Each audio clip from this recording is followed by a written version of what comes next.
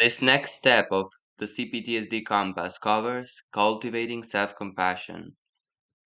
Trauma doesn't just leave us with fear or flashbacks, it often leaves us with shame. And shame says, this happened because something is wrong with me. That inner voice, critical, harsh, full of blame, becomes a second injury. And to truly begin healing, we have to respond to that voice in a new way. Self compassion is not self pity or indulgence. It's the simple act of treating yourself with the same care you'd offer to someone you love. Why it matters. Shame and self criticism are strongly linked to complex PTSD symptoms, including emotional dysregulation, isolation, and often suicidal thinking. Dr. Kristen Neff, a leading researcher in self compassion, found that in general, people who practice it experience lower anxiety, reduced shame, and improved resilience, especially those with trauma histories. A 2020 meta analysis in mindfulness confirmed that trauma survivors who built self compassion showed measurable improvements in emotional regulation, body awareness, and interpersonal relationships. Step 4A is daily self compassion practice. To counter the internalized shame of trauma, we have to build a new relationship with ourselves, one that includes warmth, patience, and even praise. I invite you to take this action. Each day, write down one thing you appreciate about yourself. It can even be simple or small. I got out of bed even though I didn't want to. I completed this or that errand despite being emotionally overwhelmed. I dressed up for myself today. I'm strong just for facing this pain. I did work out enough even though I hadn't slept much, etc. If you don't feel like you believe it, that's okay. The practice is not about feeling better instantly. It's about training your inner voice to speak with kindness instead of criticism. If you repeat a cruel thought often enough, you start to believe it. But the same is true for kindness. You just have to practice replacing cruel opinions about yourself with kind ones. Use Kristen Neff's three components of self compassion. First one is mindfulness. Recognize your suffering without exaggerating or denying it. This hurts. I feel anxious and heavy right now. And I do feel this or that particular thing.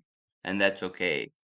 This step is about acknowledging your emotional pain honestly instead of avoiding or over identifying with it.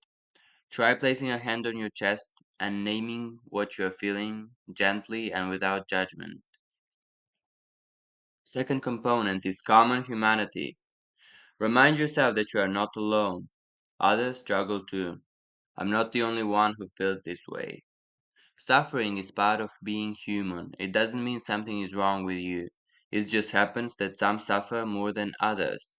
When you feel isolated, remember that many others carry similar pain, even if they don't show it.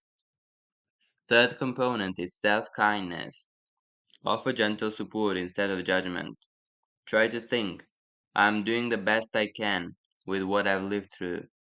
While others have been growing, I was busy trying to heal. This pain has made me a whole new level of strong, and once I climb through, I'll be unstoppable. Dealing with CPTSD, as many psychologists say, is like running a marathon with a 50-pound sack on your back while competing against people in comfortable shorts.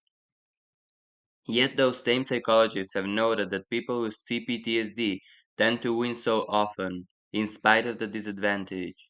That's how strong you are. You need not be despaired because of the disorder. You need to be proud of your strength to live life in spite of it. Speak to yourself as you would to a close friend who's going through a difficult time. Instead of harsh self talk, try kindness. Take a break. Say something encouraging, or simply remind yourself you deserve care. You deserve it now, in the present. These elements have been validated in trauma recovery studies and are at the core of NEF's self compassion programs, now used in clinical settings globally. But you don't need to go to a clinic to practice it. Yourself is all you need to make the change. Step 4B is reframe negative self talk. Many trauma survivors have an internal narrator stuck in the voice of someone who hurt them, cold, punishing, or impossible to please. Part of healing is recognizing when that voice is active and choosing to speak to yourself differently. Start noticing moments when your self talk becomes negative or harsh. Then pause and reframe it. Instead of saying, I'm broken, say, I'm healing. I've been through a lot and I'm doing the best I can.